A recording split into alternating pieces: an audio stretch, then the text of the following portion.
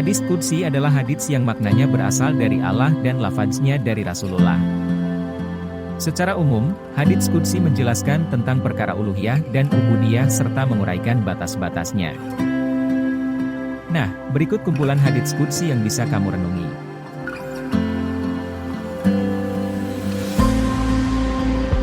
1. Hadits tentang berbaik sangka kepada Allah. Diriwayatkan dari Abu Hurairah, dia mengatakan, Rasulullah bersabda, Allah berkata, "Aku tergantung persangkaan hambaku kepadaku. Dan, aku bersamanya ketika dia mengingat aku. Apabila dia mengingatku dalam dirinya, maka aku mengingatnya pada diriku. Apabila dia mengingatku di suatu golongan, maka aku mengingatnya pada golongan yang lebih baik lagi. Apabila dia mendekat kepadaku sejengkal, maka aku akan mendekat kepadanya satu hasta. Apabila dia mendekat kepadaku satu hasta, maka aku akan mendekat kepadanya satu depa. Apabila dia datang kepadaku dengan berjalan, maka aku akan mendatanginya dengan berlari." 2.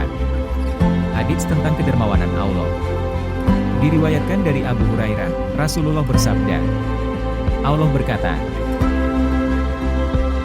"Apabila seorang hambaku ingin melakukan satu perbuatan buruk, maka janganlah kalian, para malaikat, menuliskannya hingga dia melakukannya. Apabila dia melakukannya maka tulislah sepadan dengan keburukannya. Apabila dia meninggalkannya, tidak jadi melakukannya, maka tulislah baginya satu buah kebaikan. Apabila seorang hambaku ingin melakukan satu kebaikan, tetapi tidak melaksanakannya, maka tulislah baginya satu buah kebaikan. Apabila dia melakukannya, maka tulislah baginya 10 kali lipat kebaikannya hingga 700 kali lipat." 3. Hadits tentang keutamaan orang yang memuji. Rasulullah menceritakan kepada para sahabat, "Sesungguhnya salah seorang hamba Allah berkata, Wahai Tuhanku, hanya bagimu segala puji yang layak atas kemuliaan wajahmu dan keagungan kerajaanmu."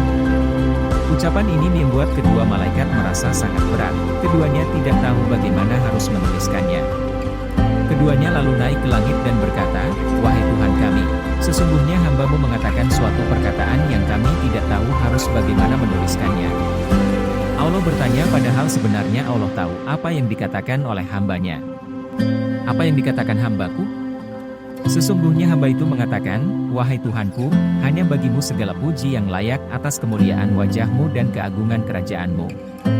Allah lalu berkata kepada kedua malaikat tersebut, "Tulislah oleh kalian berdua apa yang dikatakan oleh hambaku itu hingga nanti ia bertemu denganku. Selanjutnya aku yang akan memberi balasan atas apa yang diucapkannya itu."